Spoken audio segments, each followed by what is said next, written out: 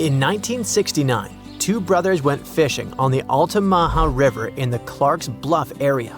They cast their fishing rods, ready to wait for some fish to bite their bait, but at that moment, they saw something strange. At first, they thought it was a sturgeon, but then they saw that the length of this sturgeon was about 13 feet, almost as tall as two basketball players. Of course, such a size didn't frighten the brothers because some species of sturgeon can reach a length of 24 feet, which is about 3.5 basketball players. Something else surprised them. The face of this creature resembled that of an alligator. The tail was horizontal. It had a triangular crest along its upper body and sharp metal-colored teeth protruding from its mouth. A creature that looked like a dinosaur was quite an unusual phenomenon for the time when Steven Spielberg was an aspiring young director and didn't even think about creating Jurassic Park.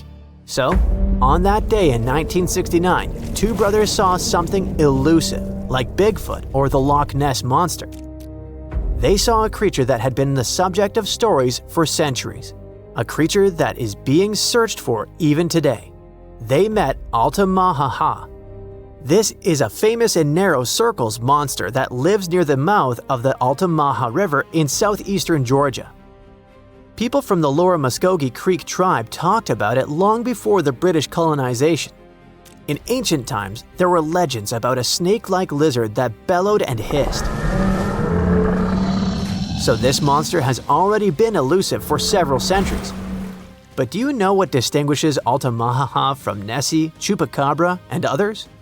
Yes, there are no bad quality photos or videos of Altamaha, but there's a huge amount of evidence from different periods. For the locals, Altamaha is so real that one artist created a detailed statue of this river beast. Of course, it's not accurate because it's based on eyewitness accounts. But you'll probably agree that it would be scary to see such a cute animal in the middle of the river while fishing. Almost all the stories are about a creature without hind limbs, but with front flippers, which swims like a dolphin, has a crocodile face, big eyes, and large, sharp teeth. It's gray or green with a whitish-yellow belly and a bony crest on its crown. And most interestingly, people have seen this creature in different sizes. Of course, when you see an unknown dinosaur-like thing, you can exaggerate its size or estimate it incorrectly, which explains the difference in statements. But there's also a probability that Georgia is home to a big family of Altamaha. One of the first people to see this creature and report it to a local newspaper was Captain Delano. On his schooner Eagle, he was sailing near St. Simon's Island, below the mouth of the Altamaha River, when he saw a creature about 70 feet long, which is almost twice the size of a school bus. Its body was like a barrel, and its head was like that of an alligator. It's possible that the captain greatly exaggerated the size of the monster because of the excitement, but several other people who were with him in the boat confirmed his words. From that moment on, reports of the river monster began to appear more often. Someone saw it flashing along the river. Others saw how it behaved defensively towards people. And some people reported that Altamaha was just basking in the sun. Just imagine its displeasure. Not only fishers met Altamaha. In the 20s of the last century, lumberjacks were crossing the river and saw a huge snake-like monster. In 1935, a group of hunters saw a creature they called a giant snake. In the 1940s, Boy Scouts encountered a similar creature. And in the 1950s, two employees from Reidsville State Prison saw it. For so many years, people have been meeting it, and no one has ever managed to catch the monster. Perhaps it's smarter than it looks and always very careful. Maybe people are afraid to touch it. Perhaps they consider it a national treasure and protect it. But one day, there was a case when Altamaha almost fell into a trap. In the summer of 1980, two men saw a monster wallowing on a muddy shore. It seemed like it was stuck and trying to get out. The witnesses said that the rough, dark-skinned creature had finally left the shore, dived into the water, and disappeared. Later that year, another man said he had seen something similar. A snake-like large creature with two brown humps protruding from the water. It dived into the water and churned the surface, like a boat while moving. Other witnesses catching crabs described Altamaha as the largest eel in the world. Okay, stop! Many saw it in the last century, but what about more recent news? Is the monster still alive? Oh yeah.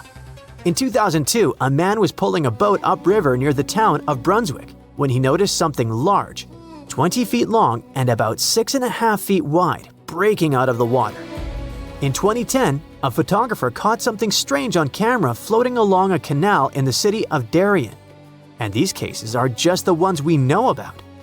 Surely, many people have seen this thing but haven't talked about it in newspapers or on the internet. If you don't believe these stories, you can go to Darien, get on a boat, and ride along the river to see this monster with your own eyes. Yes, according to reports, this creature always tries to avoid people. It's very cautious, but all the same, you should not get too close to this water lizard twice the size of a school bus. Go to the Museum of Darien to take a photo of the Altamaha statue. There are also souvenirs with the image of this monster. But let's assume that you or someone else managed not only to take a clear photo of the Altamaha, but also catch it. What is the next course of action? What are you going to tell the world, and how will the world react to it? What will happen to the poor animal, surrounded by millions of flashes from reporters' cameras? Will people make a show out of it or send it to a lab? Fortunately, in 2001, scientists already developed an action plan. This plan was drawn up by Scotland's nature agency, NatureScot, since they had concerns about the Loch Ness Monster. At some point, it became too popular and too many people tried to catch it, so the agency became concerned about saving the life of the famous creature. They showed the Nessie contingency plan that can also be used for any unknown animal that lives in water or on land. According to the plan, if the ancient lizard is captured, scientists should take its DNA sample and just release it back into the wild. Fair enough. The animal will receive the same legal protection as other local wildlife in Scotland. All attempts to catch it will be prohibited. But let's imagine that this is exactly what happens. Scientists receive a DNA sample of the Altamaha, the Loch Ness Monster, or other similar creatures. What could those be? Some ancient descendants of dinosaurs? For example, the plesiosaur looks like a distant relative of these monsters. It's huge and has a long neck and a toothy mouth. What if it managed to survive and reach the Altamaha River? Or it may be a completely new, unknown species that lives in deep freshwater. Some people who saw Altamaha said that it had produced a hissing sound. What if it's some kind of ancient python or anaconda that moved from land to water and grew fins? In any case, it should not be ruled out that it may be some kind of eel or sturgeon. One day, someone saw it, was impressed, and told other people about it with great exaggeration. Everyone believed it and started spreading the story. What do you think?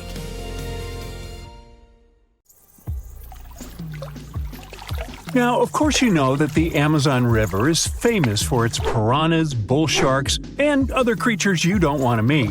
But there are even more dangerous rivers in the world. The deepest of them, the Congo, goes so far down in some sections that even light can't reach there. It's the only major river that crosses the equator twice and carries enough water to fill more than 13 Olympic-sized swimming pools into the Atlantic Ocean every second. Wow! Even the most experienced boaters have trouble passing through all of the river's strong currents, rapids in its upper part, and waterfalls and gorges in the lower section. The Congo currents are so fast and powerful that they even divide animals like mountains and oceans do. There are new species of fish evolving separately on the two banks as they can't reach the other side and breed with each other. One of the most dangerous types of fish living here is the Goliath tigerfish. These monsters, that grow up to 5 feet and travel at the speed of 25 miles per hour, are relatives of piranhas. Their mouths are full of vicious, razor-sharp teeth. Their females lay hundreds of thousands of eggs, and the offspring are predators from birth. You have a good reason to fear the Goliath tigerfish, as they're the only freshwater fish in Africa that have attacked crocodiles and even humans. Okay, not swimming there. There are dense jungles and more hungry wildlife, including snakes and some aggressive hippos, all along the river. Still, it's used as a water highway in Central Africa, so barges traveling on it for weeks are often crowded with up to 2,000 people and capsize every now and then. And if you believe the local folklore, there's one more thing to be afraid of: the one who stops the flow of the rivers, a dinosaur-like beast that is said to live in the Congo River basin. There have been over 100 sightings over the last century, but no one can provide solid evidence the beast is real. At the turn of the 21st century, there was a series of terrible, mysterious stories on the Kali River in Asia. Something described as a mud-colored water pig would drag swimmers underwater in front of terrified eyewitnesses. British biologist Jeremy Wade stepped up to crack the case. He noticed that all the scary incidents were happening in one specific spot, stretching about 4 miles. Villagers told him this creature was growing big and bad from all the food it got. Wade examined the water with a depth sounder and thought it could have been a whirlpool. Then the monster dragged a domestic water buffalo into the water. The buffaloes are big and heavy, so the creature that attacked it would have to be super strong. Saltwater crocodiles don't go so far inland, and the most common local species of crocodiles don't live in cold waters. There were no bull sharks in the area either. Finally, Wade spotted several goonch catfish underwater. Some of them were human-sized. They couldn't capture these monsters with a regular fishing rod, but a special ceremonial construction did the job. The largest fish was 6 feet 7 inches long and 3 times the weight of an average gaunch. It was large enough to take down a human or a large animal, but Wade mentioned there could be even bigger ones living in the Kali River. The Orinoco River in South America is dangerous to navigate because of some crazy curves and strong underwater currents. It's easy to get lost here, even if you have your GPS on. There are sudden waterfalls all along, and you must be prepared to handle those to survive. The river is the only home to a rare Orinoco crocodile and has some pretty scary-looking vampire fish swimming around.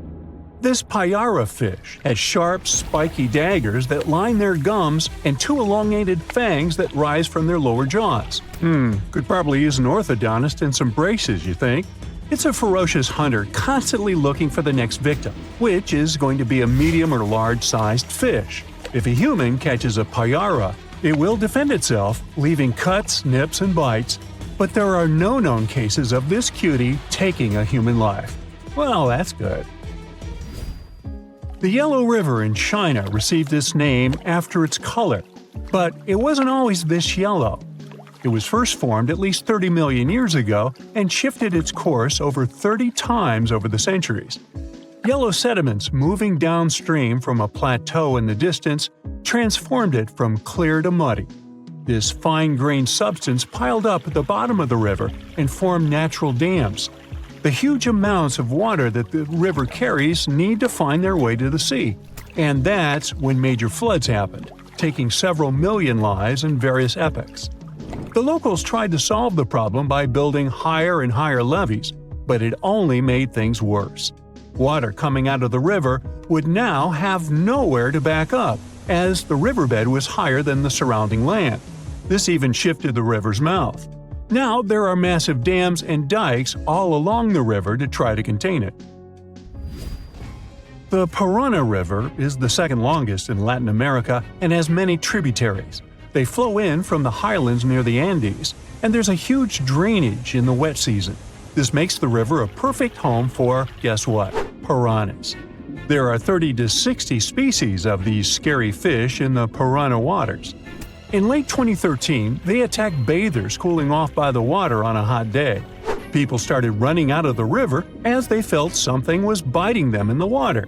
Luckily, no one lost their lives in the accident, but it's still considered one of the most audacious piranha attacks ever recorded.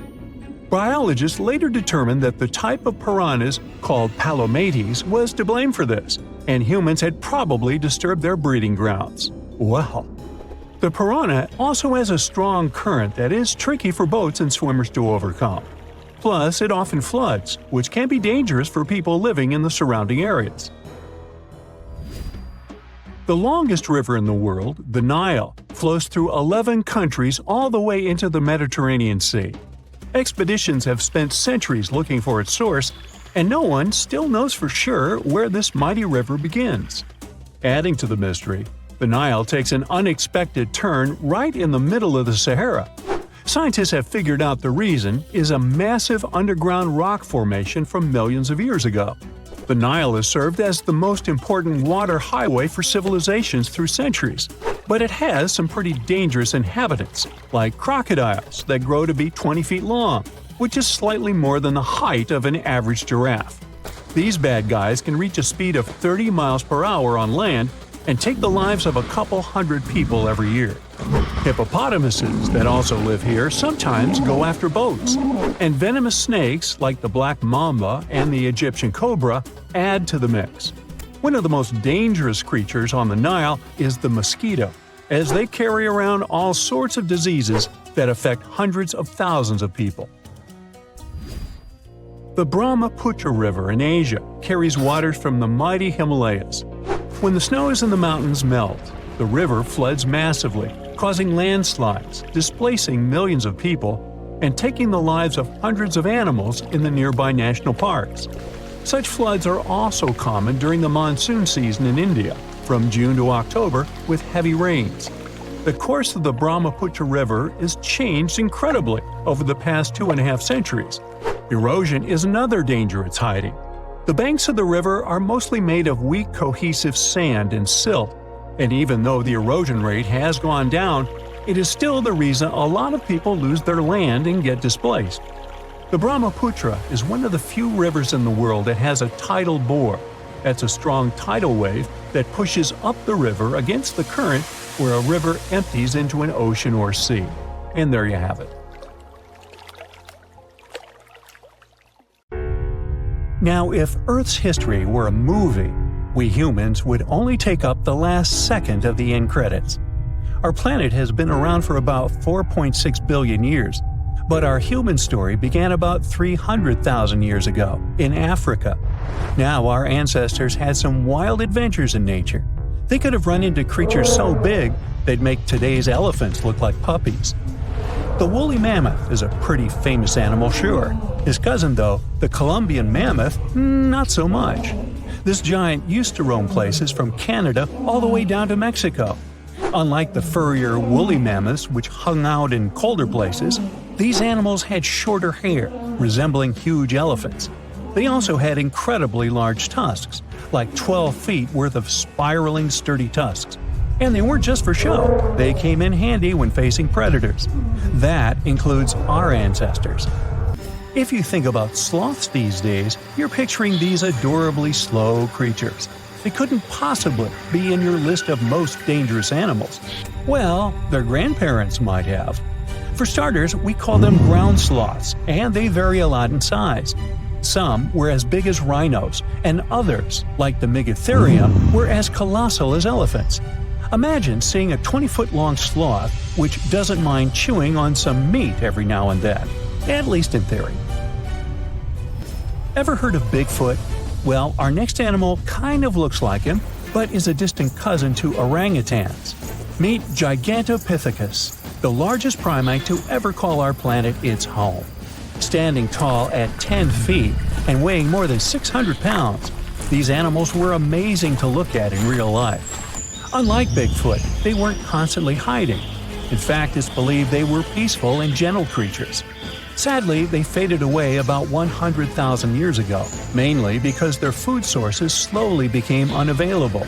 Those lush, fruity forests they called home eventually turned into dry grasslands. Next on our list is the cave hyena. Weighing a chunky 250 pounds and standing 3 feet tall, these beasts were as long as a grown-up lying down. What's even more interesting about these creatures is that they loved hanging out in groups. A pack could be as big as 30 of these animals, which meant they could easily take on even the biggest, heaviest mastodons. Our ancient families would have needed to stay alert around these hungry specimens. Sadly for these hyenas about 20,000 years ago, their numbers started going down. Soon enough, they completely disappeared from the planet. Quick pop quiz. What's called a tiger but isn't really one? It's the saber-toothed tiger. I mean, sure, they belong to the feline family, but they aren't technically tigers. First appearing around 42 million years ago, in July, I think. Many of their kind were gone before we even showed up. However, early Americans might have bumped into a couple of specimens from this group. If that really happened, it would have been quite the encounter. Think of the biggest wild lion today or the hefty Siberian tiger. These big cats also had some incredible features hidden in their fur. They were good at sneaking around, hiding, and pouncing on mammoths bigger than themselves. Their bite wasn't that strong, but they could open their jaws wide, like twice as much as a lion. And although their teeth were a bit on the weak side, they had buff forearms to pin down their dinner, giving those big fangs a purpose. Not the kind of kitty you'd want to play with. Dire wolves made their debut about 250,000 years ago. They were like the gray wolves we know today, but a lot stronger.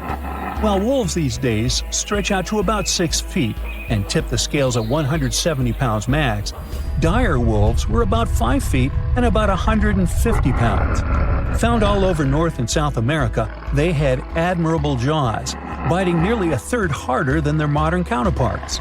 Also, their favorite snack was horses. But just like many other majestic beasts of the past, they faded away around 10,000 years ago. Now, names can be deceiving. Take the American lion, for example. It's not really a lion, it's more of a panther's big cousin. The other part of the name is correct, though. They did live in America about 330,000 years ago. This feline was no lap cat either. They were at the top of the wildcat pyramid, weighing a colossal 772 pounds. That's like stacking 4 grown men on a scale. Even the mighty African lion would look a tad bit shy beside these beasts. With the muscle to take down a bison, you wouldn't want to accidentally interrupt their dinner. They parted ways with this planet around 11,000 years ago, right after the last ice age.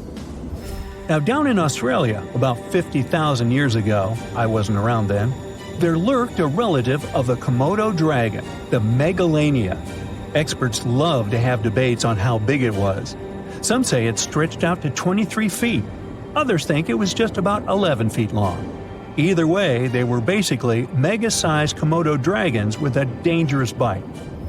If you think bears are already big and fluffy now, let's introduce the short-faced bear.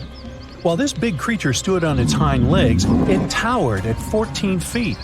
With long limbs, they could outrun today's bears, hitting speeds up to 40 miles per hour. These ultra bears sadly disappeared around 11,600 years ago.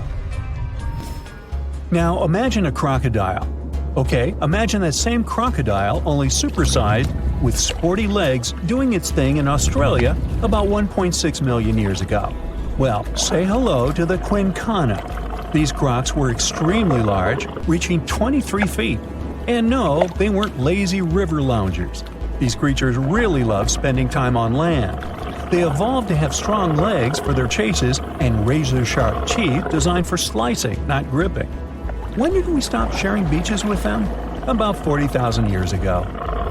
The name elephant bird might not sound familiar, but try to picture a bird that stood tall, as high as a basketball hoop at 10 feet, and weighed as much as a small car, 1,500 pounds. Their eggs were equally huge, like 150 chicken eggs bundled up into one. Now, as amazing as these birds sound, there's a lot we still don't know about them.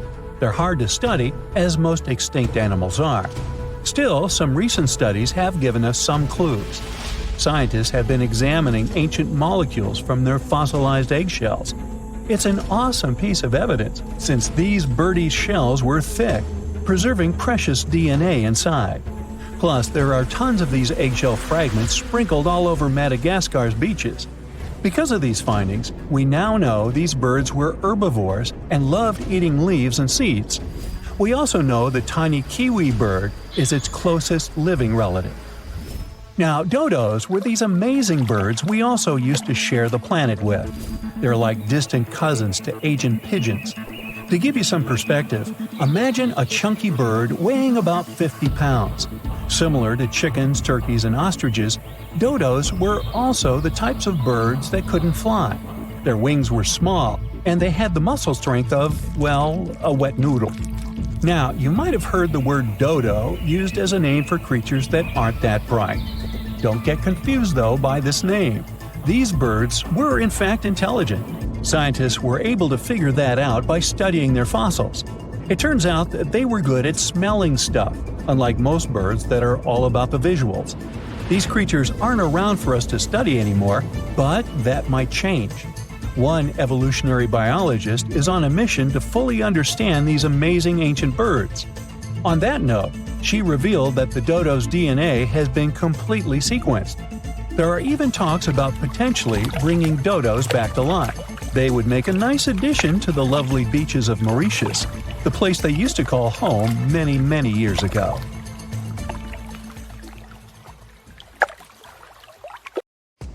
There's a monster hiding in the remote forests, swamps, and rivers of the Congo Basin in Central Africa. It has a long neck, looks like a dinosaur, and is the size of an elephant, or maybe a hippo at least. That's what people who claim to have seen it say. It should have gone extinct millions of years ago, but this Congo's version of the Loch Ness Monster somehow survived. This creature is the Mokele-mbembe, which means one who stops the flow of rivers, and more folks are saying they've seen it lately. European explorers first heard the stories of this creature from the people living near the Congo River in the early 1900s. A German captain even included a description of the monster in his official report from his expedition. The locals told him the animal was of a brownish-gray color with smooth skin, a very flexible neck, and only one long tooth that could be a horn. Some of them mentioned a long, muscular tail, like that of an alligator. They also said that the creature lived in the caves, but climbed the shores even in the daytime to find some plants to eat. Locals also believed its favorite snack was a kind of liana with large white blossoms. Some of them even showed the German captain some fresh path the monster left leading next to those plants. And they warned him that Mokele-mbembe definitely didn't like humans and took down any canoe that would sail nearby. Dinosaurs were a real hit in pop culture in the 1910s, and several newspapers in Europe and North America wrote about the dino-like monster from Africa back then.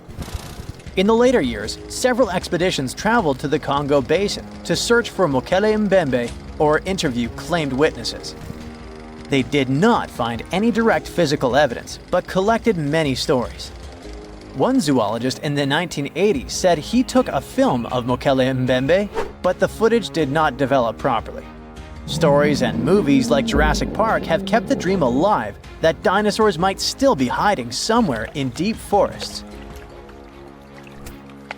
At some point, people stopped reporting sightings of the creature as often, so it almost became a forgotten legend. But it all changed recently, as many people claim to have witnessed the mythical monster with their own eyes. Cryptozoologists, those fans of mysterious creatures, believe it could be a dinosaur that, for some reason, didn't go extinct, related to a brachiosaurus or a diplodocus. This idea comes from how people describe seeing the creature, with a super long neck, a huge body, and a tiny head.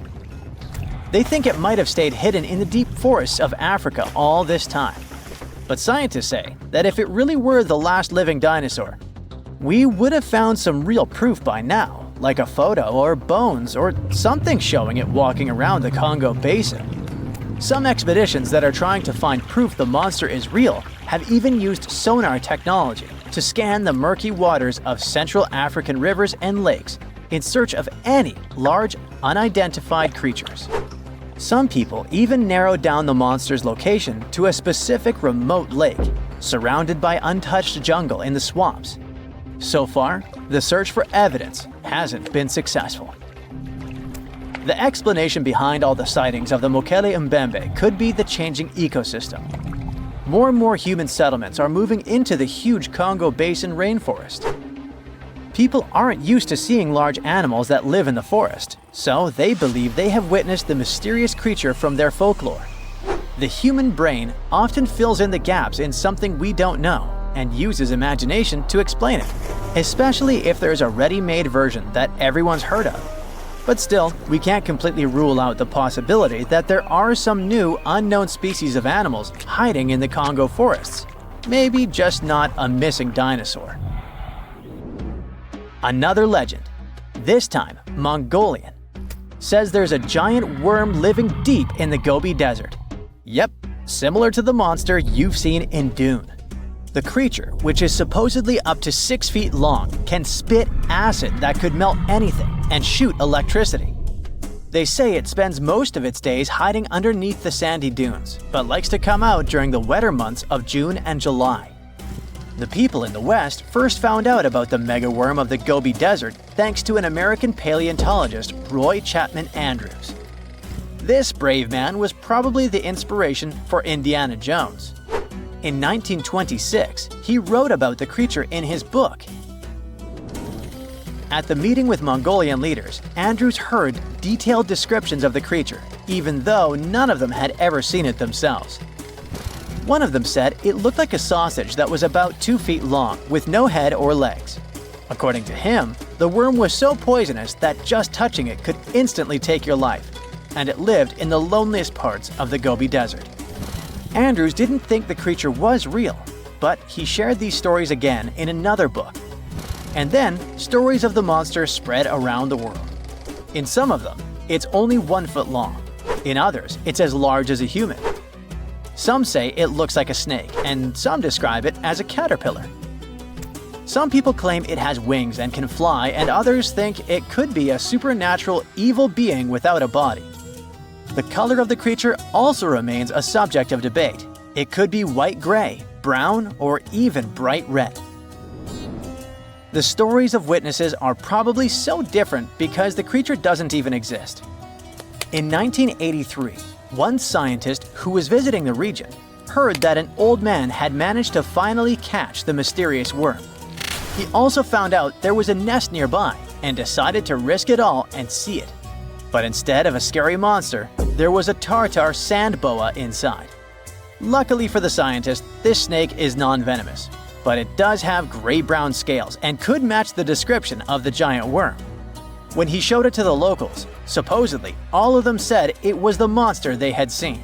Big expeditions from America, Britain, and New Zealand came to the Gobi Desert to try and find the creature. Many other adventurers came from all around the world on their own, but found no evidence the monster was real. But many Mongolians are sure the death worm is no fantasy. If you don't believe there's a monster in the Gobi Desert, how about one in Lake Worth in Texas? According to local folklore, there's a part human, part goat creature with scales and long clawed fingers hiding there.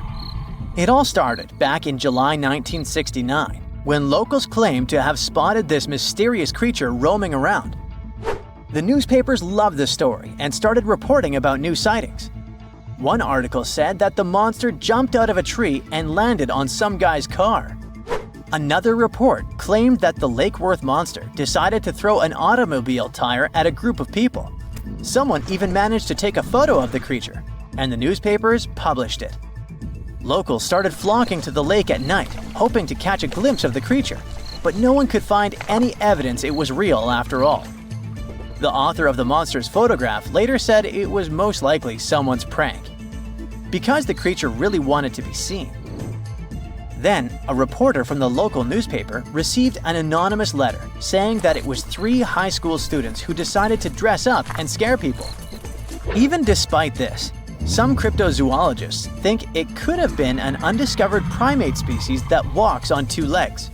We don't know if the Worth monster is real, but it does one good thing and brings together the local community. Every year since 2009, they throw the Lake Worth Monster Bash. Deep in the Amazon, explorers just ruined the best game of hide-and-seek in history. They stumbled across a 500-pound snake snoozing in the mud, convinced its disguise was perfect. At first glance, it looked like a famous green anaconda, and then the lab tests came back. The massive predator turned out to be one of the largest snakes in the world, and a brand new species undiscovered for millions of years. The Amazon is one of the most unwelcoming places on the planet. It's like a video game setting where everything is trying to get you. You've got frogs that sweat neurotoxins, ants with stings that feel like getting shot, and electric eels that can tase you if you get too close. And that's just the start. But the real kings of the jungle are anacondas. They are the ones handing out the strongest hugs in the animal kingdom. They grow up to 15 feet and are heavy enough to rock a boat. An anaconda can squeeze about 30 times harder than a human hand and move its body of 400 pounds in a split second. That's why people don't casually swim here. However, nature decided that wasn't scary enough, and a recent expedition in Ecuador found an even bigger specimen. It was part of the National Geographic shoot for a show about extreme places, starring Will Smith. The team followed the local Waorani guides deep into the Bameno territory, a secluded area where they insisted the real giants lived.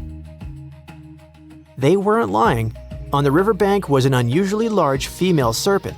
They named her Ana Julia. She was nearly 21 feet and weighing around 440 pounds. That's the weight of an adult grizzly bear. She stretched nearly to the NBA three-point line, but her weight was what made her unique. Most of us imagine snakes as long, thin garden hoses, but Ana Julia was wider than a human waist. There are a couple of reasons why snakes can get so huge. The river supports a lot of their weight, so they're not hauling huge bodies over land all day. They also don't spend a lot of calories chasing capybaras for miles. When they're hunting, they can set an ambush and wait for hours. Their eyes and nostrils sit on top of their heads, so they can stay almost fully underwater and still watch and breathe. Anacondas can also dive. They're able to close the nostrils like valves and stay underwater for almost 20 minutes. They blend in so well that a thirsty deer could be drinking inches away from a snout without even realizing it. When they're resting, they can stay in one spot for more than a day. And because they're snakes, they can eat one massive meal and just doze off for a while. We know the snake is a she because, among anacondas, it's the females that grow this big. This is because of a genetic evolutionary phenomenon called sexual dimorphism. The males are puny in comparison, barely reaching 9 feet. Nature gave the ladies supersized bodies because carrying dozens of baby snakes takes a massive amount of energy and storage space. And anacondas don't lay eggs like most snakes. They give birth to live young, sometimes around 40 at a time. Snakes can keep growing slowly for much of their lives, so reaching Ana Julia's size means she's likely a long-surviving elder, possibly even decades old. We can't really tell the age of a snake. They shed their skin, and that isn't something that can be shown on a blood test.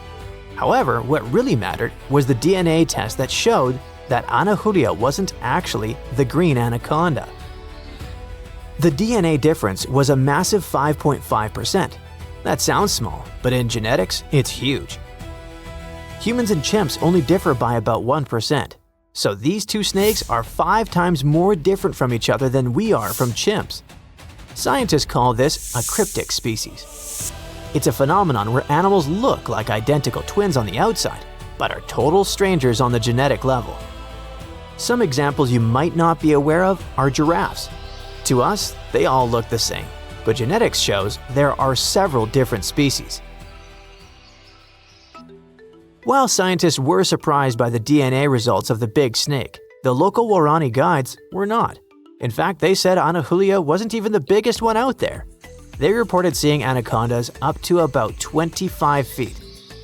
If one giant twin went undiscovered, there are probably even bigger ones. However, even a 25-foot anaconda is like a shoelace compared to what used to live here. If we turn back the clock about 60 million years, the Amazon had monsters twice as long. This is the Titanoboa. Fossils found in a coal mine in Colombia suggest that the snake stretched between 42 and 50 feet. The creature was long but also unbelievably heavy. While our modern record breaker Ana Julia weighed 440 pounds, Titanoboa tipped the scales at 1.25 tons. That's 2,500 pounds of weight with a 3-foot wide body. a snake as heavy as an average walrus, but much, much stronger. So, what caused those creatures to grow so large? The answer is heat. Reptiles are cold-blooded, meaning their bodies don't create their own temperature. They depend on the environment outside. Back then, the tropics were warmer than today. In that kind of constant heat, a giant snake doesn't burn energy just trying to stay alive. It can grow larger and stay active more easily. Titanoboa was probably the greatest wrestler of the prehistoric world. It didn't have venom, only its mighty squeeze. Researchers estimate it could reach 5 times the squeezing power of the modern green anaconda, which is already strong enough to lock down big prey. It had to be that strong because its favorite snack was giant turtles with thick shells. Was it strong enough to take down a T-Rex? That would be a cool fight, but impossible. Titanoboa lived millions of years after the non-bird dinosaurs were gone, so they never met. Ancient oceans were home to some gigantic marine snakes. One of the biggest known examples is from a group called Paleophis. Fossils show that some of those sea snakes could grow just as big as Titanoboa, around 40 feet. They were nothing like the small, colorful snakes we see today, hiding in coral reefs. The largest ocean snakes alive now, like olive snakes, usually reach only about 6 feet. Paleophis had long, heavy bodies built for warm, shallow seas. Instead of weaving through coral, they likely cruised along coastlines and continental shelves, moving through open water. When you are big, you need big meals, so these snakes were hunting primitive sharks and massive fish. They were also built differently from land snakes. Their bodies were flattened on the sides to cut through the current, and their tails ended in wide paddles to push them forward. Today, those ocean giants are gone, but their distant cousins are still patrolling the water. Modern sea snakes are usually no bigger than a broomstick, but they traded size for a different kind of weapon: venom. Some of them, like the faint-banded sea snake, have venom that is 100 times more toxic than a cobra's. Speaking of venom, the Amazon is full of it. It's home to over a dozen types of dangerous pit vipers like the bushmaster. There's also the Brazilian wandering spider, which is one of the most toxic spiders on Earth. Not to mention the Amazonian scorpion. So the question is, what if some of these also have bigger and meaner cousins, just like the green anaconda and its newly discovered northern cousin? If a 500-pound snake had a hidden twin species, who knows what else is hiding out there? Maybe that spider has a cousin with completely different superpowers. Maybe there's a type of caiman we haven't even identified yet. The only thing we know for sure is that the locals swear there are even bigger snakes than Anahulia, so we're probably not far from learning about the next record breaker. Beneath the thick, shadowy canopy of a prehistoric rainforest, a silent hunter slides into the murky river waters. This is Titanoboa. Its size is horrifying, stretching over 40 feet long, which is about the length of a school bus, and weighing as much as a small car. It reigns as the largest snake ever known. This is around 60 million years ago. It's only been 6 million years since the dinosaurs were wiped out by an uninvited asteroid. Nature is slowly returning to life, the Paleocene epoch. Titanoboa's home is lush and sweltering. The air is very humid, like in a steam room, and the rivers are teeming with fish, perfect for a predator like this. Now that the dinosaurs are gone, Titanoboa becomes the queen of hunting. It's perfectly built for both power and stealth. A strong, sturdy spine can hold the snake's massive size while staying smooth and silent. Titanoboa glides through the water like a shadow, barely visible. It doesn't chase. It doesn't need to. Titanoboa waits beneath the river's surface in darkness. A bunch of ancient lungfish meanders too close. With one surge, it lunges, its jaws snapping shut. The fish doesn't stand a chance. Titanoboa's grip is unrelenting. After the prey stops moving, the snake immediately consumes it whole. For millions of years, this snake ruled the rainforests. Nothing could challenge it. not the prehistoric crocodiles, not the small mammals, not even the birds. But, as it turns out, it wasn't the only apex predator. Alongside Titanoboa, there was this entire family of snakes, a huge biological tree full of snake genomes and species. Their history spans around 100 million years, all the way to the Cretaceous period. We find their fossils all over South America, Africa, India, and Australia. That's because they evolved in the Gondwanan continents. Back then, all of this was one huge landmass, and they lived right in the heart of it.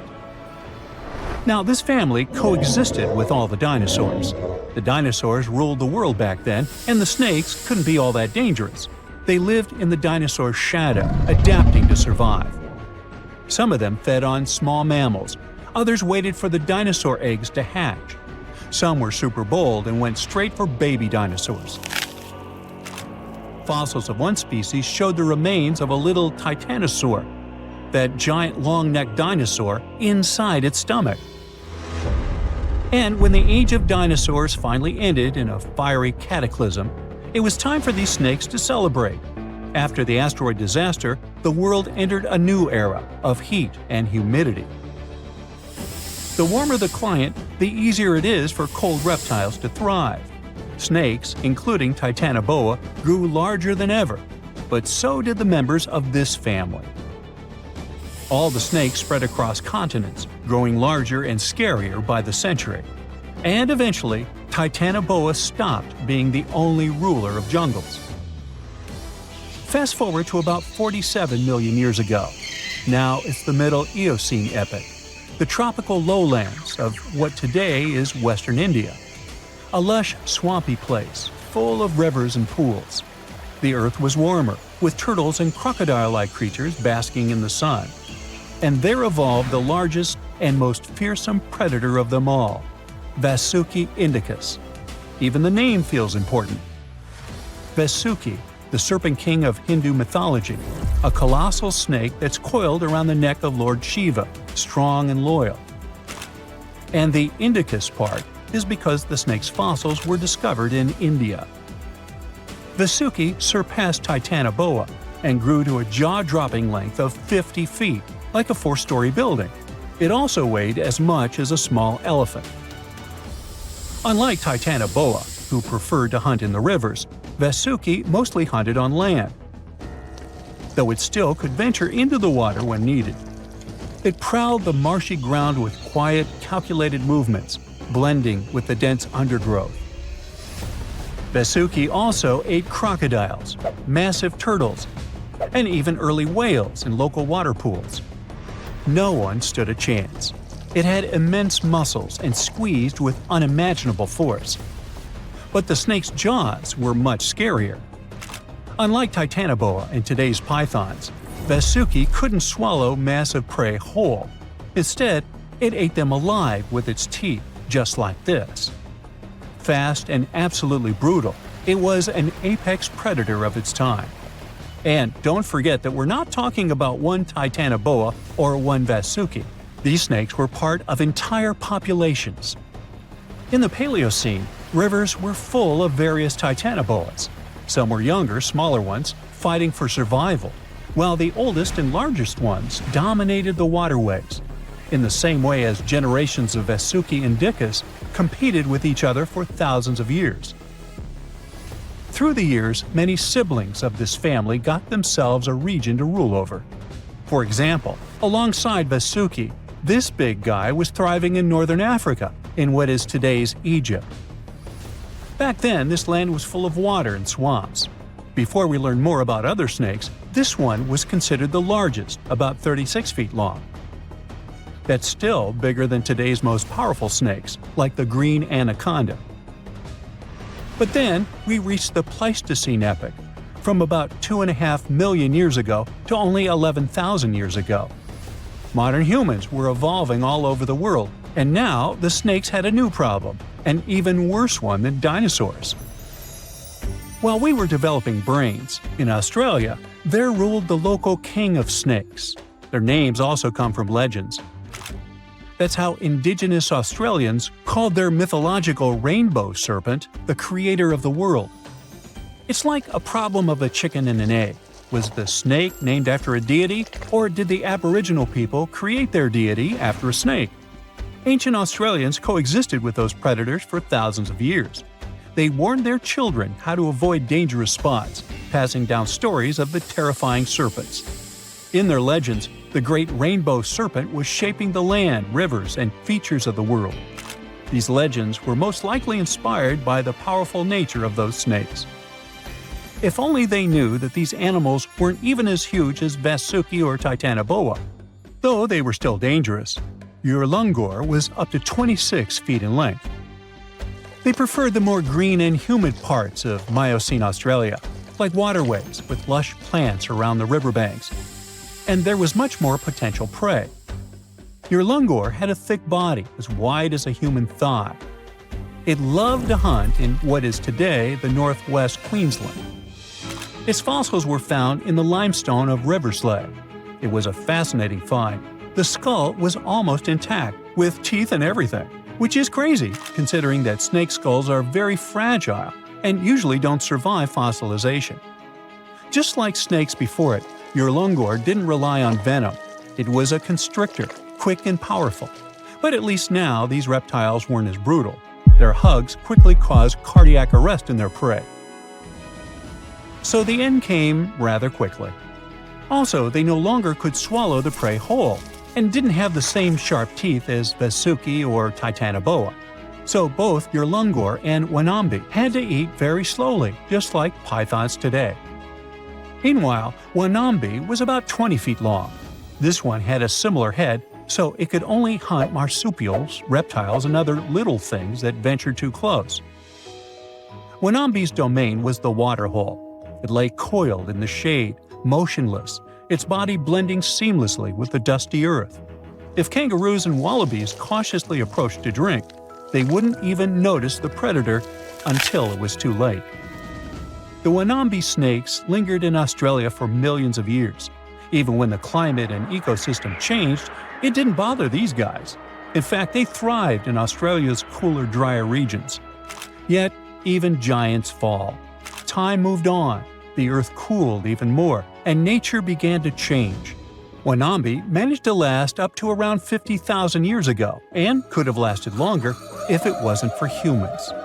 The same Aboriginal Australians who once feared Wanambi eventually spelled the end for the snake. All these years of being the apex predator, only for the little apes to hunt you into extinction. But that's how evolution goes. Eventually, all the giant snakes disappeared, leaving behind only their fossils and stories like this one. 75 million years ago, North America was full of scary dinos, both walking and flying, and insects the size of birds. But the biggest predator there was something way scarier, a crocodile so massive it could swallow dinosaurs whole. This beast was roughly the length of a school bus, weighed more than 5 tons, and had teeth the size of bananas. Its name was Deinosuchus, which literally means terrible crocodile. And trust me, it lived up to that name. Scientists have found its fossils all across North America, from Mexico to Texas to New Jersey and Montana. It means this monster could live pretty much anywhere it wanted. It wasn't picky. It roamed rivers, swamps, and even coastlines. And when it was hungry, anything that moved was fair game. Fossilized dinosaur bones show massive bite marks matching its jaw pattern. So yes, it actually took down dinosaurs. What's even crazier is its bite force. Based on skull reconstructions, scientists estimate it could crush bones with more power than T-Rex. So if a T-Rex ever got close to the water, it might have ended up as lunch. But Deinosuchus wasn't just a bigger and meaner version of today's crocodiles. It was more closely related to alligators. Recent studies show that it actually belonged to an ancient branch of crocodilians that split off before the ancestors of modern alligators and crocodiles. It was like that weird cousin in your family tree who doesn't quite fit in, but somehow looks like everyone. It had traits from both groups, like salt glands that helped it survive in both freshwater and saltwater. That's rare because most crocs today can't handle salty environments for long. This feature might have been its secret superpower. Around that time, North America was divided by a massive inland sea called the Western Interior Seaway. It stretched from the Arctic Ocean down to the Gulf of Mexico. Deinosuchus could travel across it, sneaking along the coasts and striking anywhere there was food. Still, scientists argue about its favorite hangout spot. Some say it mostly lived in rivers and swamps, and the fossils found near the coast just happened to be preserved better there. Others think it really did patrol the ancient shoreline, waiting for dinosaurs that wandered too close. Either way, this reptile ruled its world, and the climate of its time helped it thrive. The late Cretaceous was a warm, humid idyll filled with wetlands, forests, and endless food sources. Giant turtles, fish the size of cars, and whole herds of herbivorous dinosaurs gave Deinosuchus an all-you-can-eat buffet. As long as the ecosystem stayed stable, it could keep getting bigger and bigger, and it did. Throughout Earth's history, huge crocodiles have evolved again and again. It's like nature's favorite blueprint for apex predator. Even today, Nile crocs and saltwater crocs are living proof that this ancient design still works perfectly. Some scientists even joke that crocodiles are basically dinosaurs that decided to chill and wait it out. They survived mass extinctions while most other big reptiles vanished. Deinosuchus wasn't so lucky and went extinct around 73 million years ago, most likely because the environment changed and its food sources dwindled. But the ocean is still full of mysteries. Maybe some gigantic croc-like beasts are still lurking out there. And while we're guessing, let's look at some other prehistoric creatures that make scientists rewrite what they thought we knew about life on Earth. First up, we have the Dragon of Death. Don't even make me pronounce its full name, Thanatos draconamaru. Scientists found its bones in western Argentina, in formation layers called the Plautier Formation, from about 86 million years ago, the late Cretaceous. This creature wasn't just big, it was gigantic for a flying reptile. Judging by some of its bones, it has a wingspan somewhere between 23 and 30 feet. That's like a small plane wing outstretched. It's officially one of the largest pterosaurs ever discovered in South America. Its fossils are pretty well preserved, including parts that are usually squishy and fragile in flying reptiles like vertebrae and limb bones. This gives scientists clues not just about how it moved, but about what ecosystems were like back then. Looks like it enjoyed marshy floodplains, big open skies, and plenty of prey below.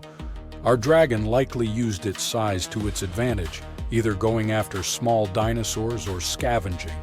The fact that this massive creature managed to evolve wings capable of flight is just crazy.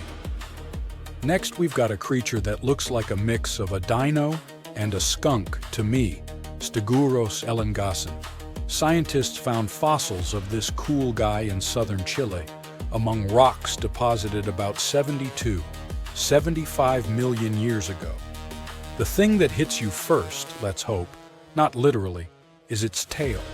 Instead of the usual spikes or clubs you get in other armored dinos like ankylosaurs, Stegosaurus had a flat blade-like tail made from fused bones. It looked almost like a weird paddle or frond. Scientists compare it to Aztec ammunition because of that blade structure across the tail's rear half. It wasn't huge, only about 6.5 feet long, but what it lacked in size it made up for in weirdness and cleverness. Its body had armor plates, protective skin scutes, and a skull structure showing features of different dinos. So it was kind of a hybrid in style, which got paleontologists rewriting some of the family trees of armored dinosaurs. Also, the fossil is unusually complete, about 80%, which is rare because armor bones are often damaged or missing. This is super useful for science because it shows us how armor evolved, especially in southern continents. And you definitely need to meet our next hero, a truly bizarre marine reptile that once patrolled the waters of what's now Wyoming, Serpent Breach. This creature was part crocodile, part sea monster, and 100% nightmare fuel. Scientists first found its fossils over 25 years ago, but they only recently managed to piece together enough of its remains to truly understand it. It had a super long neck, which was normal for plesiosaurs, and a croc-like skull and body. Most fossil books would tell you these traits shouldn't exist in the same animal, so this guy was a stunning exception. Paleontologists have found its lower jaw, a large portion of its skull, neck vertebrae, tail, and ribs. So they were able to reconstruct not just what it looked like, but how it likely moved, swam, and hunted. About 35% of its body is preserved, which is not so often for marine reptiles, and it lets scientists learn a lot about its lifestyle. With its long neck and the power of a crocodile, plus a super combo of speed, reach, and bite, this guy was most likely a top predator of its time. Last but not least, we have this cool dino, Deinosuchus tsokhtbatari, that lived in Mongolia's Gobi Desert around 90 to 95 million years ago during the Cretaceous period. It wasn't a meat-eater like T-Rex, but more of a plant muncher. It grew to about 10 feet long, roughly the size of a tall adult human lying down, and weighed around 575 pounds. Pretty hefty for a leaf-eater. The craziest thing about this heavy guy was its hands. It only had 2 fingers on each hand, and each finger carried a giant curved claw about a foot long, covered in keratin, the same stuff your nails are made of. That keratin actually added over 40% to the claw's length, which is super rare to see preserved in fossils. Because of that, scientists can actually study the full shape and structure of the claw, not just the bone. Its hands weren't just for show, though. We can see fused wrist bones and stiff joints in the fossil, which means it could grab and pull down branches to eat leaves. So, having fewer fingers could actually be a bonus if your goal is to reach and rip down vegetation. It's a really cool example of how dinosaurs adapted in weird and specific ways to survive. No one expected such a strong storm. It's too dangerous to sail back to the land because of high waves and winds. But suddenly, you notice a small green island nearby. You and your friend are about 25 miles off the coast of Brazil. You were fishing and didn't notice black clouds obscuring the blue sky. You're approaching the unknown island and see a Coast Guard boat behind you. People from there are screaming something to you, but you can't make out the words because of the thunder. They tell us we should stay away from that island, your friend says. Despite the warning, you still sail since there's no other way out. Around the island, you notice sharp rocks sticking out of the water like knives in the dark. Now you realize what the Coast Guard warned about, but it's too late. Your boat hits a rock. The bottom is pierced. You start to sink. The rain and wind are getting stronger. Both of you fall overboard. Then darkness comes. You wake up in the morning because of the scorching sun and a dry mouth. Your friend and the wrecked boat are lying nearby. Apparently, you'll have to wait for rescuers to get out here. Now, in the light of day, you can see how dangerous the island's coast is. It's surrounded by rocks, and you're lucky you've survived. Getting out of here will be difficult. Together with your companion, you decide to look for coconuts and bananas. Your friend goes to the wreckage and pulls out a bag of medicine. Then, both of you leave the sandy beach and enter the dense jungle. A couple of steps later, you hear a strange hiss. You see your friend. His eyes are filled with horror. Goosebumps run down your back. You feel something alive crawling under your feet, and there's a lot of it. You look down and notice slithering snakes. There are dozens of them. They wrap around your legs, get into trees. They're everywhere. Don't move, your friend says. I think I know where we are. You want to ask him a question, but fear takes away your voice. He reads your face and answers the question. We're in one of the most dangerous places on Earth, the Brazilian Snake Island. These are not just some ordinary snakes. This is the golden lancehead, one of the most venomous reptiles in the world. You can find them nowhere else on the planet except for this land. They evolved here naturally, without other snake species intervention. That made their venom 5 times stronger than the venom of ordinary vipers. They're practically the only owners of this island. Nowhere else in the world will you find such a concentration of creeping reptiles on such a small piece of land. And now, they're glad that 2 big lunch meals have arrived. There's little chance of survival, but you're gonna try. The first thing you need to do is get out of your stupor and find a thick stick. This is your best tool right now. If you encounter a venomous snake, the best you can do is retreat slowly. But this time, there are too many of them. They're aggressive and hungry. Together with your friend, you fight off the snakes with a stick. But there's more and more of them coming. One of them falls on your shoulder from a tree and bites your neck. The poison instantly enters your bloodstream and affects your muscles. It feels like your body is melting.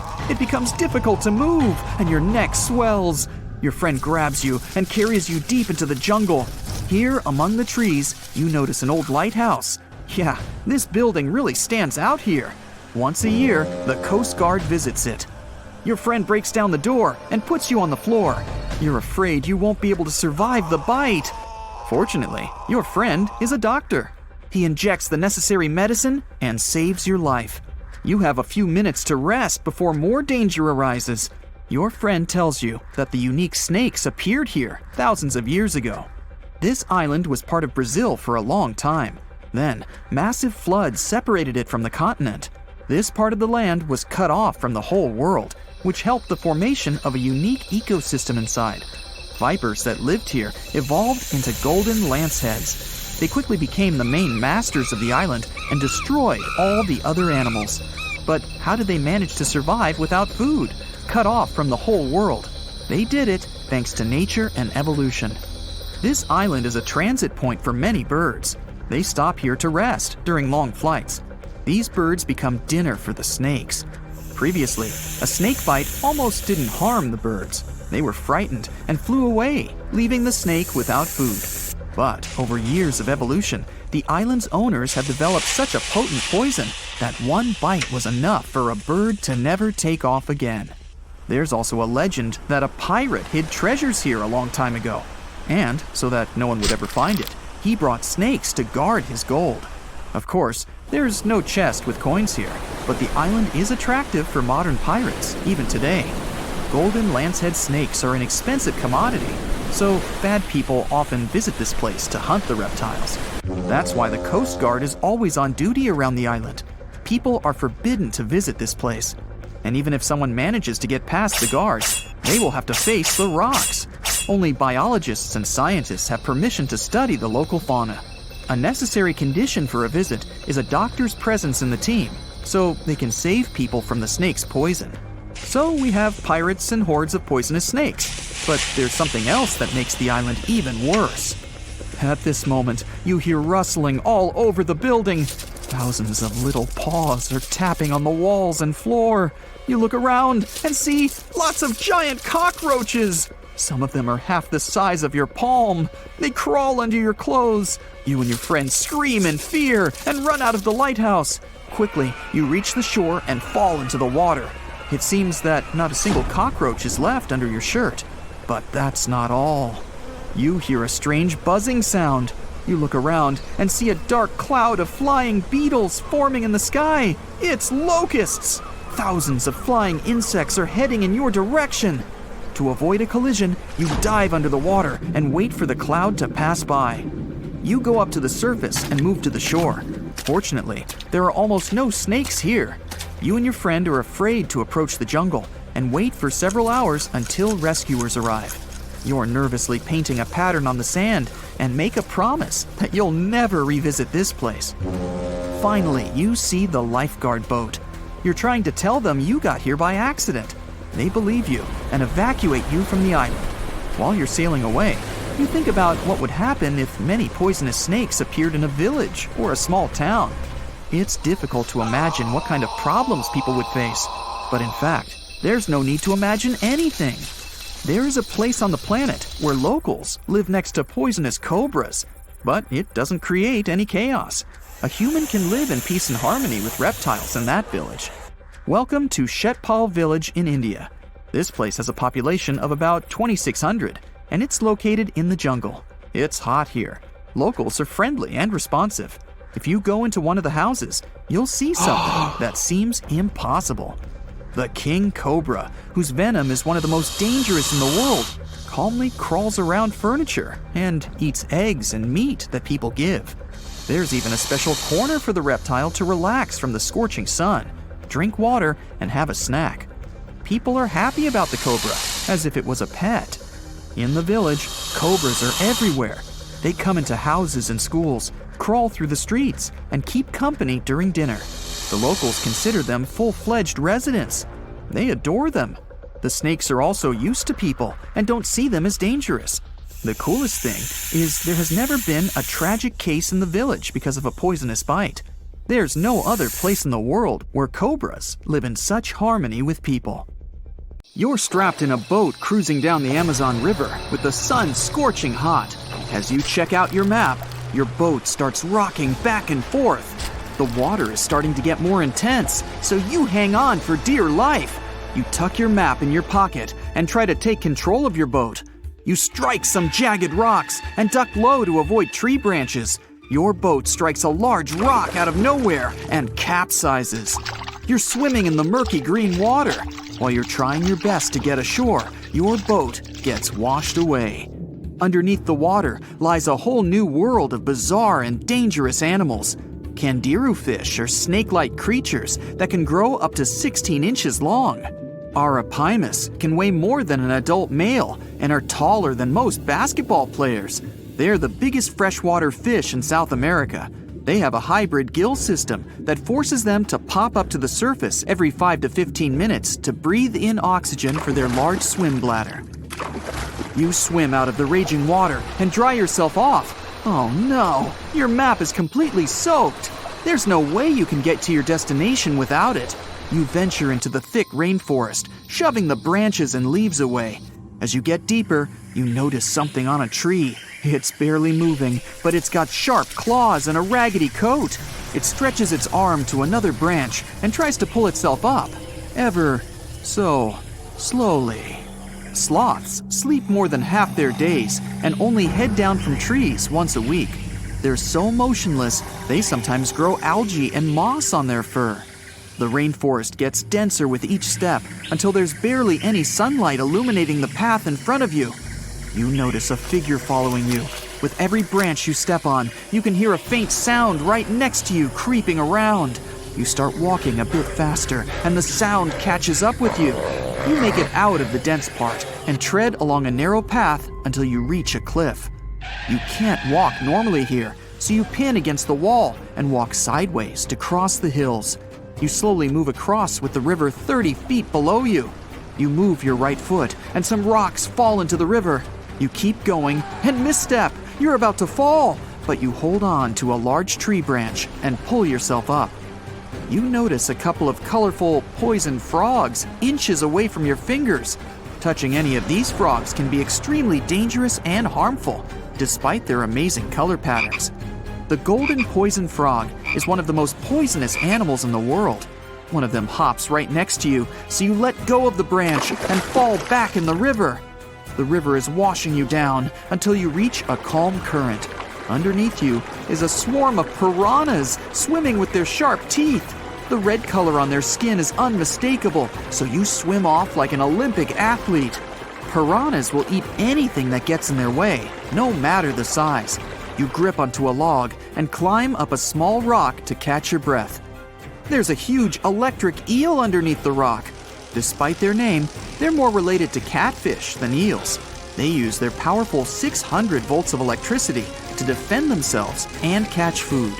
You're stuck, unless you're like the common basilisk that can run on the water like a jet ski.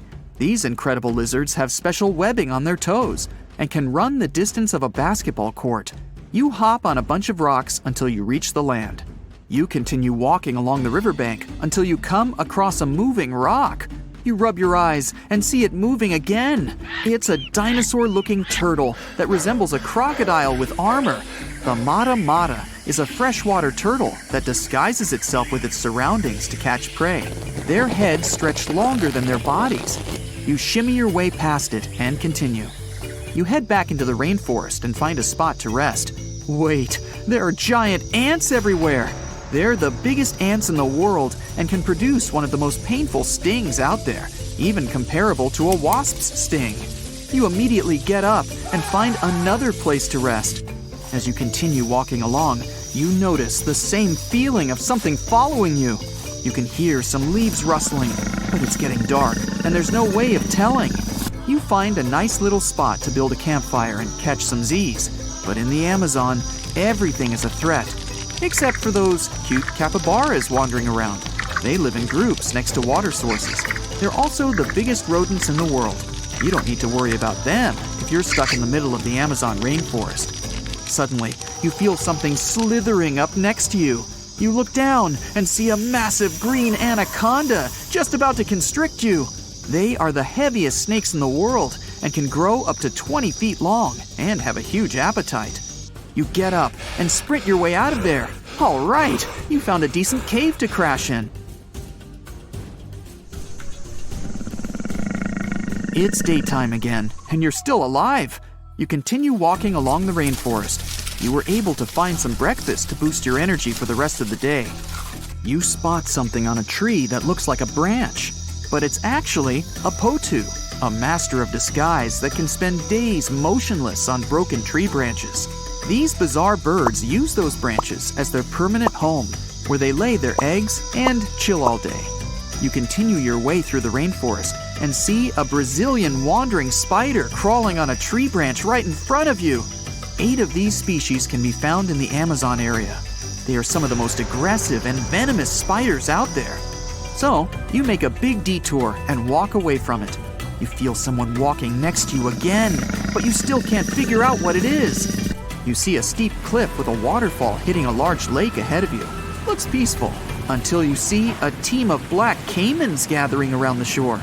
They're the biggest predators in the whole Amazon ecosystem and feed on anything that moves. It's a good thing you're on high ground, otherwise, whoa!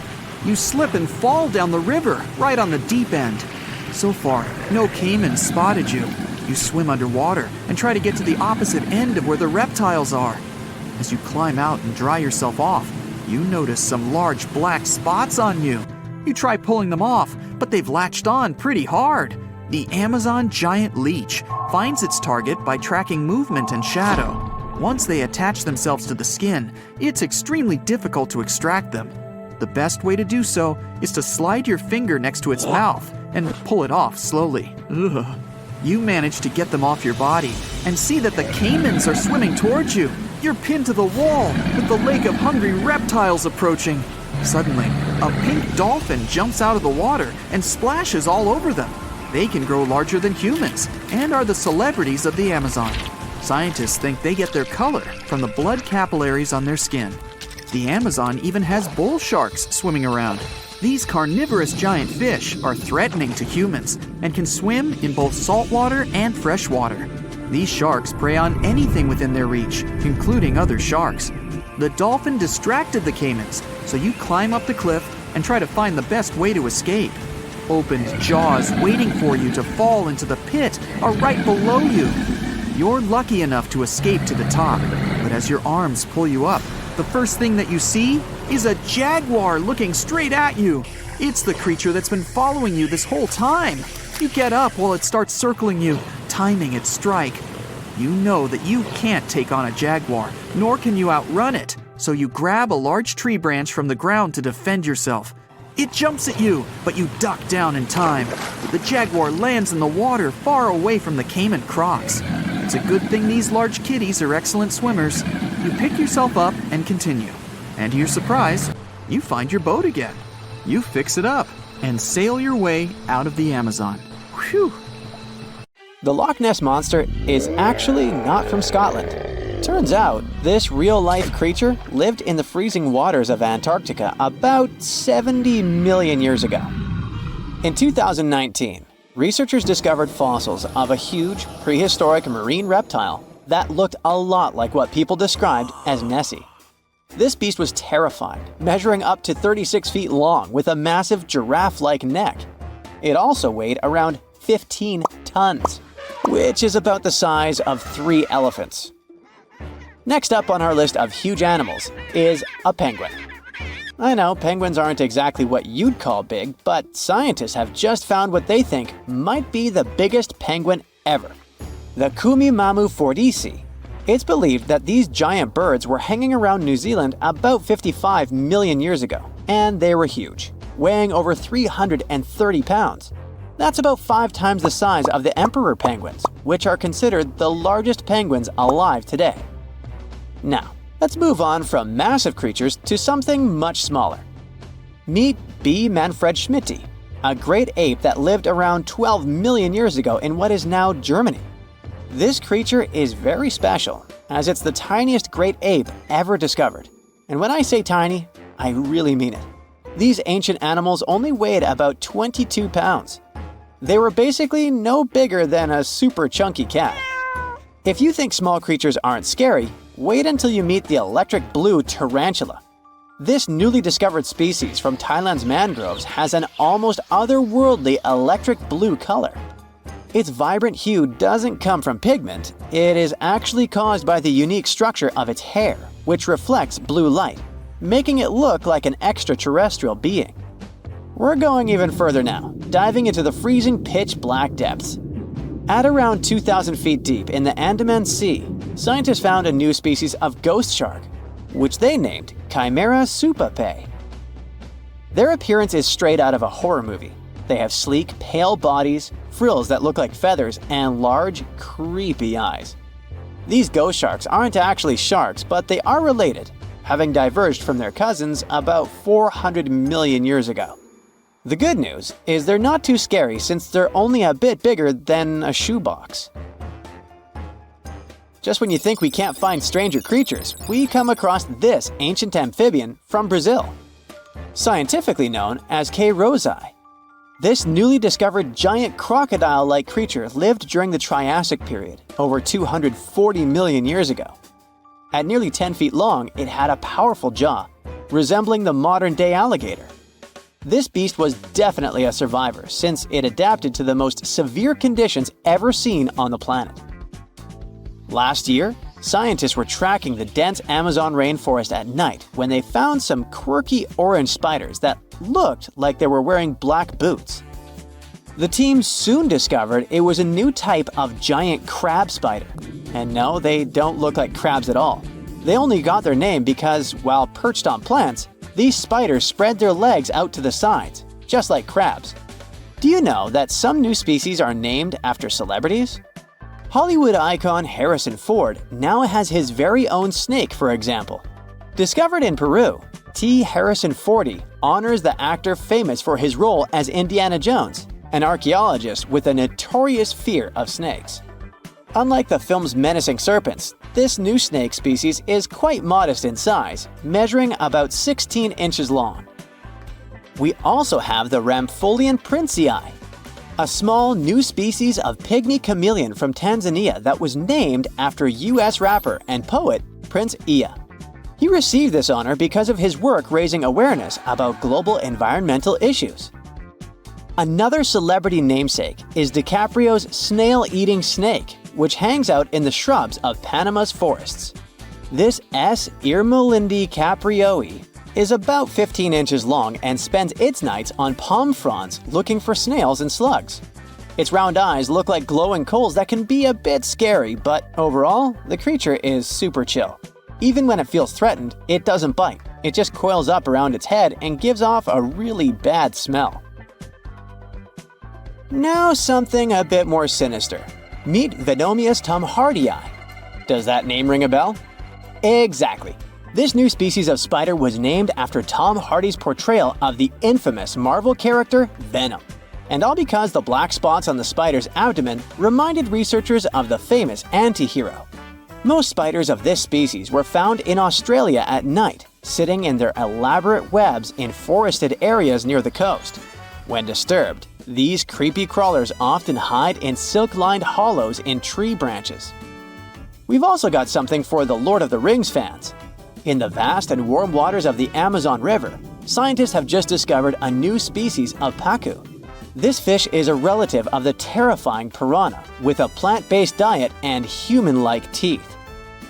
It was named Myloplus sauron because of a bold vertical black mark on its side, which reminded researchers of the fiery eye symbol of the villain Sauron from Tolkien's epic saga. Wait, is that a tanned capybara or a wild dog? Well, actually, it's neither. This is a newly discovered dwarf deer. This tiny creature, about the size of a basset hound, scurries through the forests of Peru. The combo of large eyes, stocky body, and short legs makes this animal simply adorable. This cute little deer is the complete opposite of what we've got coming up next. This bizarre-looking creature is what we believe the beast of 5 teeth might have looked like. Its fossils, found in Chilean Patagonia, showed that it lived during the age of dinosaurs, about 72 million years ago. This finding is just another piece of evidence that mammals had been roaming around that part of South America much earlier than we thought. Moving from the forests of South America to the deserts of Australia, we come across a sand dragon lizard, known scientifically as Cteniferus tayacalpa. With its sandy color and long, lean body, this lizard looks like it could star in a Dune movie. Discovered last year, this sand dragon lizard blends in perfectly with the hot sands of the Great Victoria Desert in southern Australia. For over 10 years, a large-eyed creature managed to hide from scientists who ventured into the mountains of southwestern China. But not this time. In 2023, the group finally managed to take photos of 7 frogs that didn't match any known species. They're now known as Leishan odorous frogs, a species that grows to be about 2 inches long and has small bumps all over their grass-green bodies. Off the coast of Chile, we have recently found a seamount nearly 4 times as high as the Burj Khalifa. Underwater mountains are usually home to beautiful life forms, like sponge gardens and ancient corals. But this Chilean seamount also hid a creature known as the flying spaghetti monster. It's a rare type of squid with long noodle-like tentacles that make it look like an underwater pasta dish. Including its tentacles, this strange creature can be over 130 feet long. Recently, scientists were diving into the cold waters of the Antarctic Peninsula when they thought they had found an ordinary dragonfish swimming by. But there was something unusual about this one. It turned out that this fish had 2 darker vertical stripes along its slender body. That's when they realized they were looking at a new species, the banded dragonfish. From bizarre sea creatures to a cute one. In 2017, locals were diving near Kume Island in Japan when they found the skeleton panda sea squirt. This deep-sea oddity quickly won people over with its look because its black spots actually resemble a panda bear's eyes and ears. At least if you have a good imagination. This unusual creature filters water to catch its food, and is yet another reminder of the ocean's hidden wonders. There are plenty of fish in the sea. Some of them look totally like Nemo or Dory. Then there's the butterfly fish and fancy guppy, which is indeed really fancy. And then there's... What on earth is that? I would definitely not pay for a diving experience to see this guy. The anglerfish has the unofficial title of the ugliest animal in the world, but I wouldn't dare to break that news to it. There are more than 200 species of anglerfish currently swimming somewhere in the gloomy depths of the Atlantic and Antarctic Oceans, up to a mile below the surface. Some of them prefer different living conditions, the shallow tropical environments. Different kinds of anglerfish vary in shape and size, from the famous black sea devil to frogfish, monkfish, footballfish, goosefish, batfish, and sea toad. The larger ones can be half as long as a full-sized bed, but most are less than a foot long. Since the choice of meals where these guys live isn't that huge, they had to come up with a unique hunting strategy. They don't waste their priceless life energy on following prospective prey. Instead, they use a piece of dorsal spine that sticks above their mouths like a fishing pole, hence the name of the fish. There's a sac of bioluminescent bacteria that glows brightly in the dark at the end of that rod.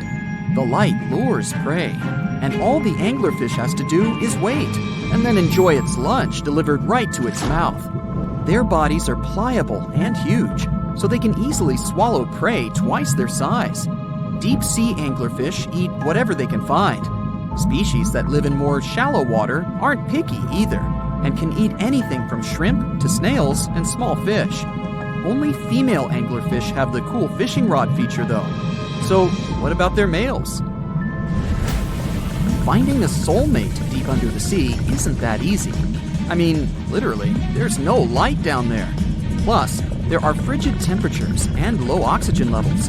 Anglerfish can't afford to go on many dates in those conditions, so they mate for life. And before you go aw about it, I have to tell you, they do it in quite a special way. Male anglerfish are much smaller than their ladies. The contrast is so striking that when researchers first got interested in their love life, they thought those males were actually the offspring, or larvae, hanging out next to their moms. Certain anglerfish male species have receptors that alert them that there's a female nearby.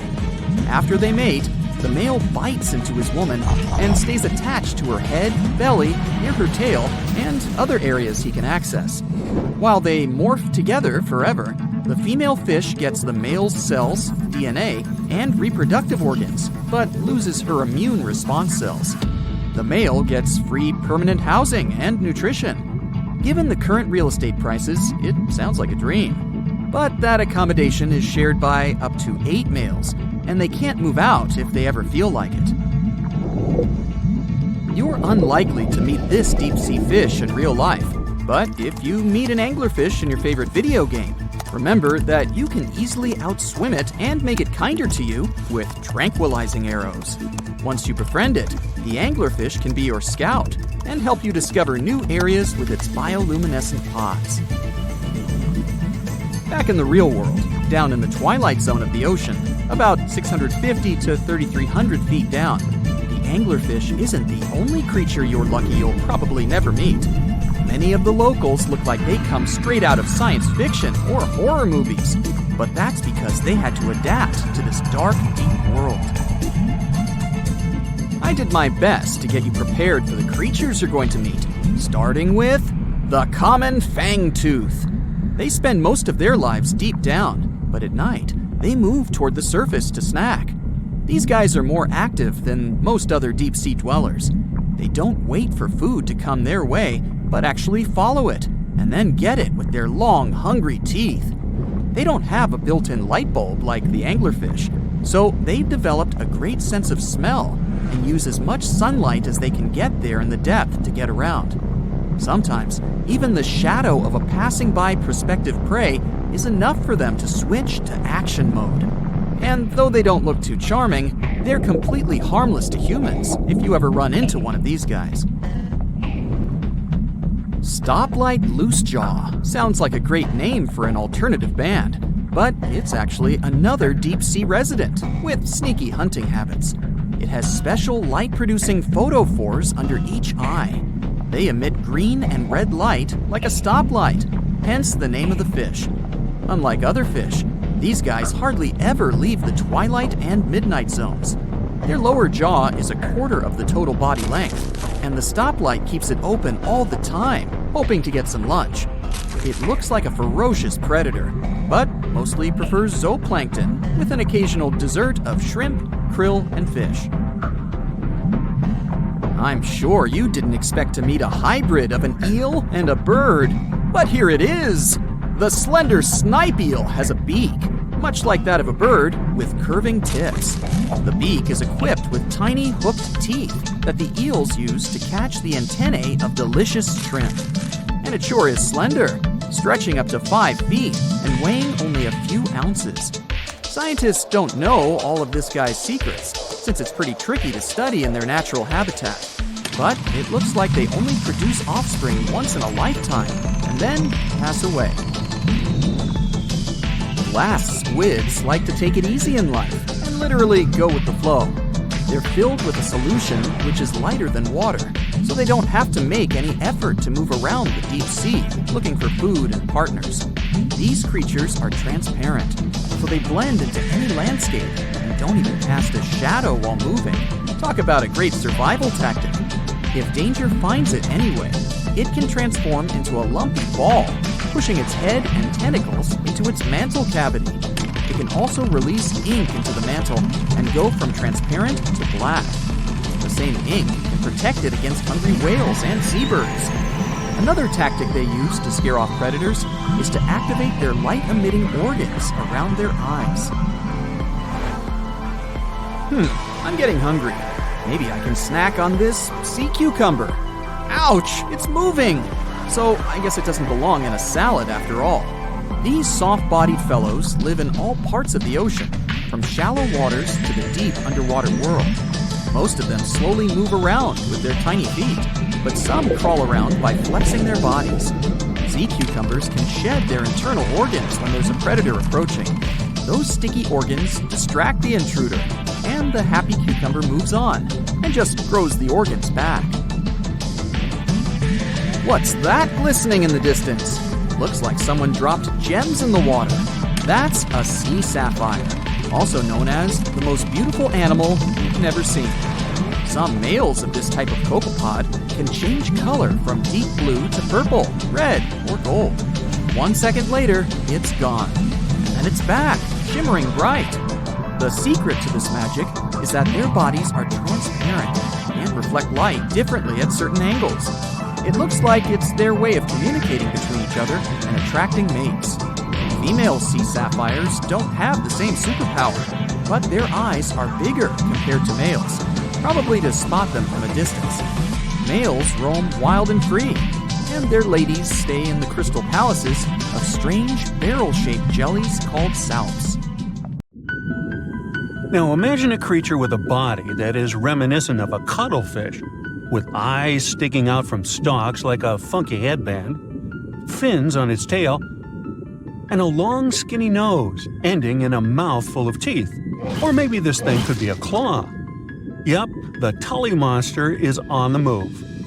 It's definitely one of those freaky creatures you wouldn't like to face while scuba diving somewhere. Luckily, it went extinct 300 million years ago. This unusual marine beast was discovered in the 1950s in Illinois, and scientists couldn't even agree what it really was. Some thought it was a vertebrate, which means a group of creatures with a spine, like us humans.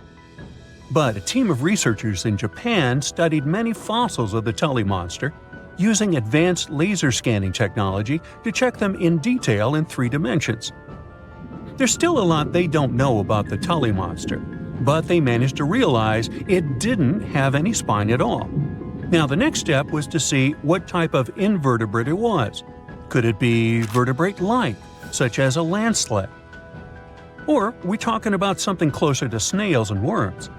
They also discovered the creature had segmentation in the head area that extended from its body, and that's not something bony creatures have. Still, in recent years, some researchers had the idea the Tully beastie could be related to jawless fish, such as lampreys. These fellows belong to the most ancient group of vertebrates, and are not pleasant to see either.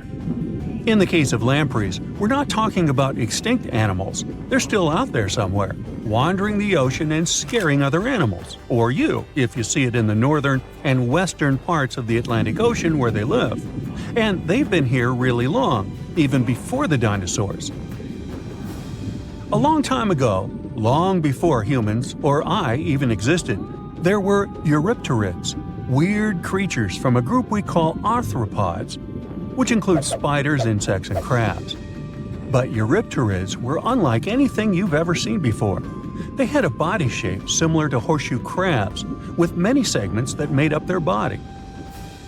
Instead of legs, they had special appendages at the front that acted like oars. Some even call them giant scorpions, but most eurypterids were actually quite small, except for this special one, which was truly enormous. It could grow to a staggering length of about 8 feet. Wow! The next time you see a crab scuttling along the beach or a spider swimming its web, remember, we're lucky we only got mild versions of their ancient relatives, which, by the way, disappeared hundreds of millions of years ago. Whew. Now, some eurypterids were pretty fierce and fast predators. They would swiftly swim after their prey, chasing them down in the water. Others were more like scavengers, living on the bottom and feeding on whatever they could find along the way. They had a taste for the leftovers, like some sort of cleanup crew of the ancient oceans. Eurypterids love to spend their time in brackish water environments. It's water with more salinity than fresh water, but still less than seawater. Now imagine you're just floating around and all of a sudden you see this guy. No, it's not some weird tiny spaceship, and you won't see it floating in space, even though that's where it would perfectly fit in, as some weird creature from another planet you'd see in sci-fi movies. You'd actually see it floating in the sea because we're talking about a really small animal with enormous eyes called Dilophosaurus. Each of its eye bulbs was about a quarter of its whole body length. That's what gives it that space look, like it might live on one of the oceans under the surface where we look for life, like Europa, one of Jupiter's moons, or Titan, Saturn's biggest moon. I could easily imagine creatures like Dilophosaurus giving us a warm welcome once we get to Mars, too. Dilophosaurus had great vision. It would keep a keen eye out for any movement in its surroundings. Once it noticed something, it would swiftly launch its spiky appendages forward. At first, these things looked like tools for fixing stuff, but Dilophosaurus actually used them to capture smaller arthropods. The unusual thing is that even though it had such great eyesight, Dilophosaurus still spent most of its time catching prey in brighter waters near the surface. And yet, scientists found its fossils in the rock layers that are more often associated with darker environments, where animals such as deep-sea crinoids and vampire squids reside today. It's confusing. But one of the explanations for this says it's possible these deep-sea creatures actually lived in shallower waters in the past and later ended up in the depths as the geography of our planet changed over time. No one knew what Dilophosaurus really was. It could belong to a group of arthropods, and it seems to me that's where most of the world's weirdest creatures are. Some believe it could be related to mantis shrimp, while others compare it to blind, worm-like crustaceans that live in dark underwater caves. And check out this enormous worm lurking beneath the sandy ocean floor, patiently waiting for its next meal to swim by. These ancient creatures were like stealthy predators, perfectly camouflaged in their sandy lairs. And now, 20 million years later, scientists have found the remains of their hidden hideaways. The burrow they discovered, shaped like the letter L, was found preserved in ancient sediment on the seafloor of Taiwan. It was around 7 feet long and only an inch wide. That's where the ancestors of modern bobbit worms lived. Bobbit worms have been around for a long time. They can grow to be a few inches to a whopping 10 feet long. A pretty weird creature dominated the skies at the end of the dinosaur age in North America. We know it as Quetzalcoatlus, and it soared above famous dinosaurs like Tyrannosaurus and Triceratops, showing them who the ultimate ruler of the skies was. Quetzalcoatlus belonged to a group of flying reptiles called pterosaurs. They were some of the biggest flying animals ever known to exist. When you think of Quetzalcoatlus, imagine an animal as tall as a giraffe. These incredible creatures had long necks, small bodies, long legs, and wings that were relatively short compared to their size. The biggest of its kind was really massive and held the title of being the largest flying creature of all time. They had long, pointed skulls, while some also had short crests at the back of their heads. And for a long time, researchers were confused about how these giant pterosaurs hunted for food. At first, some even believed that Quetzalcoatlus and its relatives were like giant vultures that scavenged the remains they would find around. They drew such a conclusion because Quetzalcoatlus fossils were found inland, away from the coast where other big pterosaurs were found, such as the crested pteranodon. Plus, many thought these fellas were skilled at skimming, which means lurking over freshwater systems and catching fish. But it appears these massive animals were actually predators with excellent hunting skills. The exact technique they used to catch their prey remains a mystery, though. Now here's another cool discovery, a specific fossil as the oldest evidence of muscle tissue ever found. This fossil belongs to a group of animals that includes modern creatures such as jellyfish, corals, and sea anemones. And it looks so cool and unique, right? It has bundles of fibers arranged in a four-fold symmetrical pattern, similar to what we see in Nedardians today. This arrangement is different from any other fossil from that period. Now, this fossil may look weird, but it helps us understand the evolution of muscle tissue in animals. They, well, all of us actually, got new options for discovering different feeding strategies and generally new things to do thanks to muscles. And it's not like scientists usually get to study fossilized muscles. It's more that they learn about that based on how animals feed, reproduce, move, and do other things. So this cool fossil suggests animals may have had an earlier origin than we used to believe. In the past 30 years, scientists have made an incredible discovery of a new creature living deep beneath the surface of the ocean, and the name of the creature is the harp sponge. Now, if you're wondering why it took so long to come across this animal, then I might have the answer. These creatures typically hang out at a depth of roughly 11,100 feet beneath the ocean's waves. The sponge species was first discovered off the coast of California thanks to a robot that was sturdy enough to explore those crazy depths the ocean has to offer. This is no doubt an area of the planet where even the most benign-looking creatures can be potentially dangerous. But even scientists were surprised to find that this creature was more than just a sponge. Now, this might seem obvious, but the harp sponge got its name because its basic structure, referred to as a vein, is the same shape as a harp. Each vein is made up of a horizontal branch supporting several parallel vertical branches. But don't let the harp sponge's fanciful and amusing appearance or its non-intimidating name fool you. Yeah, the harp sponge is very much a deep-sea hunter. It has a unique ability to capture and envelop small animals using its rhizoids, short, thin fibers. With their help, the harp sponge clings on to the soft, muddy bottom and catches tiny creatures that get swept into its branches by deep-sea currents. Uh-oh.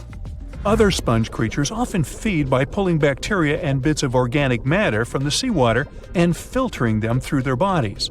But not our harp sponge.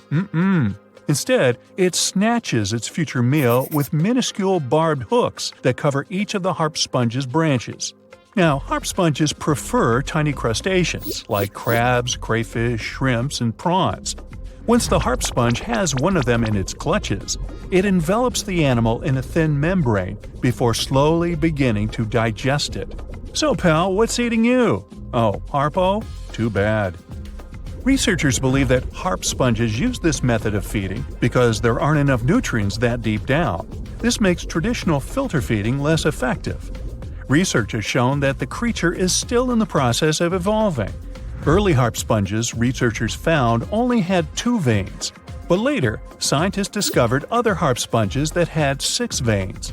The harp sponge might have evolved this elaborate candle holder-like structure to increase its surface area. In general, harp sponges typically grow up to a length of 1 foot, but researchers have seen a creature that was 2 feet in length. The harp sponge is not only very unusual, but also beautiful to look at. See those tiny white balls on top of the branches? Now, why don't we look at some other creatures that live below the photic zone of Earth's oceans? The photic zone means the area beneath the ocean's surface that still receives some sunlight. Thanks to this, there are loads of different creatures and organisms living there. Any animal living beyond this layer qualifies as a deep-sea creature. The Tomopterus worm is a segmented worm you can find in the twilight zone of the ocean. This is the area that lies between 650 and 3,300 feet beneath the surface. These creatures are often no more than 1 inch long, but the largest of them can grow up to 1 foot. While swimming around and feeding, these worms do what researchers describe as an amazing smooth dance. That's because the creatures can swim extremely quickly and maneuver at tight angles with ease. Now, I know most people hear the word worm and think of the common earthworm, so it's quite interesting to know there's a deep-sea worm out there that never leaves the water during its entire life. Similarly, most of us try to avoid jellyfish that either rest on the sand or sit on top of the ocean waves. This isn't the case with a chrysota jelly. That's a deep-sea creature too. This beautiful jellyfish is mostly ruby red, bright orange, or electric purple.